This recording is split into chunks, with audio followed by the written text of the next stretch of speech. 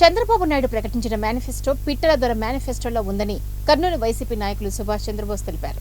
కర్నూలులో నిర్వహించిన మీడియా సమావేశంలో ఆయన మాట్లాడుతూ కూటమి మేనిఫెస్టోను బీజేపీ నాయకులే నమ్మడం లేదన్నారు. ఇందుకు నిదర్శనం మేనిఫెస్టో విడుదల సందర్భంగా బీజేపీ నేత సిద్ధార్థనాథ్ సింగ్ పట్టుకోలేదన్నారు.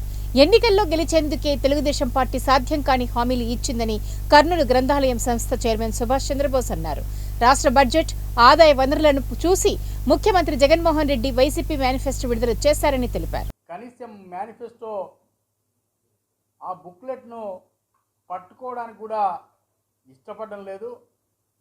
దీన్ని బట్టి చూస్తేనే మనకు అర్థమవుతుంది చంద్రబాబు నాయుడు అంటే ఈ రాష్ట్ర ప్రజలకి ఎవరికీ నమ్మకం లేదు. అలాగే బీజేపీ నాయకులకు కూడా, బీజేపీ పార్టీకి కూడా చంద్రబాబు నాయుడు ఇచ్చే హామీలపైన నమ్మకం లేకపోవడం వల్లనే నిన్న బీజేపీ నేత సిద్ధార్థనాథ్ సింగ్ గారు ఆ మేనిఫెస్టోను పట్టుకోవడానికి నిరాకరించారని చెప్పి తెలియజేస్తున్నాం.